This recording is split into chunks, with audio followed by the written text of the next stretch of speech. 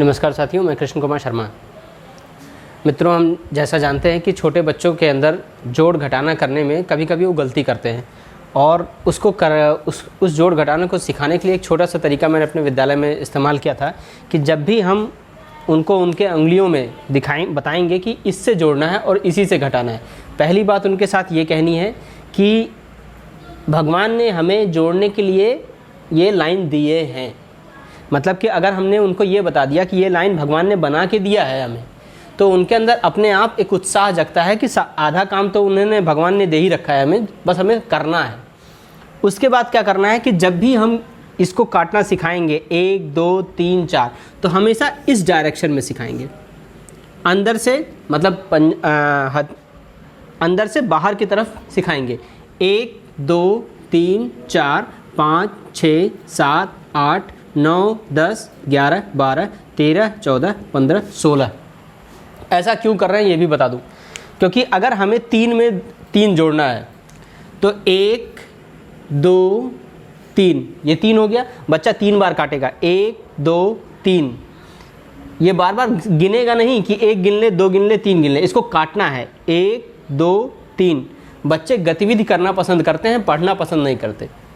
तो 1 2 3 हो गया, 3 + 3, तो फिर 1 2 3।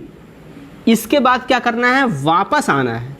जब हम उनको 3 में 3 जोड़ना सिखाएंगे तो ये यहाँ से वापस आएंगे। 1 2 के बाद फिर से यहाँ से 3 4 5 6। ऐसा इसलिए कह रहा हूँ क्योंकि इसके बाद कोई नई लाइन नहीं है, यहाँ पे कोई लाइन नहीं है। तो अगर कोई लाइन नहीं है तो बच्चा गलती नहीं करेगा आगे जाने की। और अगर वो इधर से गिन रहा है तो 1 2 3 4 5 6 7 8, वो 8 कर देगा। छोटे बच्चे अक्सर कर देते हैं, तो उनको गिनते समय हमें वापस ले आना है यहाँ से यहाँ तक। यही काम हमें करना है। अगर हमने उनको दे दिया कि 8 में से 3 घटाना है तो 8 लाइन गिन लेंगे, 1 2 3 4 5 6 7 8। और उसके बाद 8 गिनने के बाद 3 लाइन काटेंगे।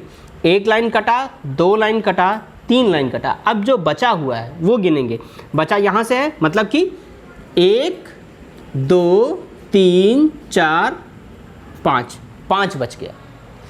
और ऐसा इसलिए करना आसान रहेगा कि ये गतिविधि है, एक प्रकार की गतिविधि है। वो काटते हैं इसको या जोड़ते हैं, तो बच्चे गतिविधि करना पसंद करते हैं। मैंने ऐसा करा के देखा है अपने विद्यालय में और बच्चों ने बहुत अच्छा रिस्पांस किया है। हाँ, एक बच्चे को 2-4 बार बताना पड़ता है, मगर 2-4 बार बताने के बाद वो बच्चे आसानी से कर ले रहे हैं। इसका एक फ़ायदा ये भी है कि जो गरीब तबके का बच्चा है, जिसके पास कोई संसाधन नहीं है, कोई कॉपी, कोई कलम, कोई किताब नहीं है, वो भी अपने अंगुलियों पे गिनना सीख लेगा। कम से कम वो ये बात बताएगा कि हाँ, कि 3 में जो जोड़ेंगे तो कितना होगा, 5 होगा, भले वो उसके पास कॉपी हो, कलम हो, ना हो। एक फ़ायदा और भी है कि बच्चों में रटने की प्रवृत्ति होती है। वो गिनती 1 से लेकर 100 तक जानते हैं। उन्हें ये आप 25 लिख देंगे तो ये नहीं बता पाएंगे कि ये 25 है। आप उनके सामने 6 लिख देंगे, वो ये नहीं बता पाएंगे कि ये 6 है। मगर वो जानते हैं कि 1 2 3 4 5 6, 5 के बाद 6 आता है। तो उस रटने की विद्या का प्रयोग हम जोड़ में कर लेते हैं कि अंगुलियों पे तो वो जोड़ ही लेंगे, भले उनको गिनती का एहसास हो या ना हो। आगे चल के ये उनके जीवन में अच्छा काम करेगी। और ये बात अगर हम इसको एक साथ 1 से लेकर कक्षा 5 तक 2 मिनट की प्रैक्टिस कराते हैं या 5 मिनट की प्रैक्टिस कराते हैं, तो घर पे भी जो बड़ा भाई है वो छोटे भाइयों को इसी तरीके से बताएगा। बस 2 चीज़ याद रखनी होती है कि हमेशा शुरू इधर से करना है। शुरू इधर से करेंगे और जहाँ तक हम पहुँचते हैं वहाँ रुक जाएंगे। रुकने के बाद रिटर्न वहीं से लौटेंगे।